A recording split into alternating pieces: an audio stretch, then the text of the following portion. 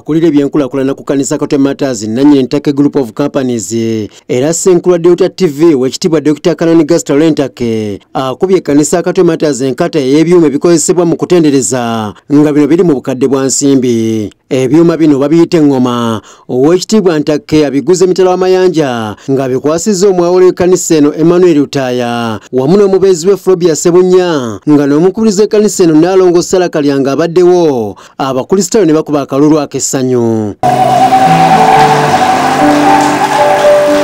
Owek.Dr.Can.Gaster Ntake agambye nti kino akikoze oluvannyuma lw'okuwulira omwawule w'ekkanisa eno ng'ayogera ku mbeera y'ebyuma ebiri mu kkanisa eno nti byali bikaddiye. Nenkwata ku byange nenjagala ntuukirize omusumba kye yasaba. Agambye nti engoma zino zaleese ziri ku mutindo gwa waggulu okusinga zino ezibaddewo. Engoma zino nzijuvu nga bwe zibadde zibeera wali katono nnyo n'okusingako kuba engoma ziri 5 n'ebivuga ebirala ebigenderako byonna bipya biri mu bokisi muno binaagattululwa ng'ate aba development tumaliriza general innovation gye tuliko ey'ekkanisa.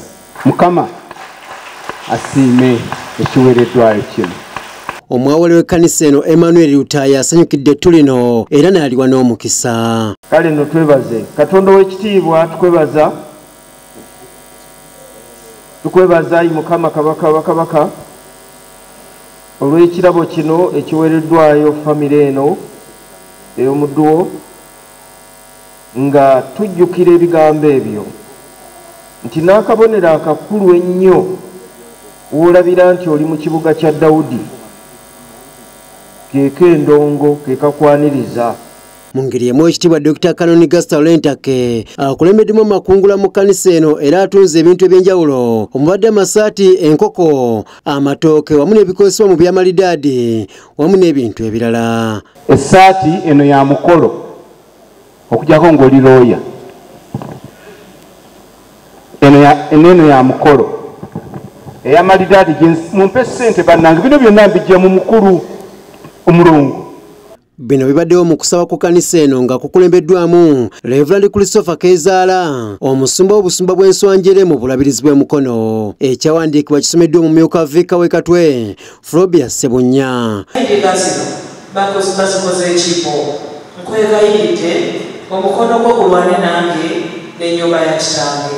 Mu kusaba kuno Reverend Christopher asabye abakristaayo okukola ebyo Katonda byagala kuba bye bimuweesa ekitiibwa. Mikwano gyange ayagala abantu abagaba n'omutima omwanjulukufu. Mukama waffe Yesu Kristo yeebazibwe. Bayibuli egambye abantu ne bakola ki? Ne baleeta nga buli muntu omutima gwe gwakubiriza. Ategeeza nti abakristaayo balina n'okukwata amateeka ga Katonda nga Bayibuli bw'ekirambika. Dawudi agamba newankubadde alawuna ogambye nti buli kyenjagala ntwale kyaki kya bwereere naye nze sisobola kuwaayo ekiweebwayo eri Mukama Katonda wange kyesiguze. Okusaba kwetabiddwamu abakristaayo kuva mu biti eby'enjawulo. Kiyingi Moses, Deuta TV Amasukulu.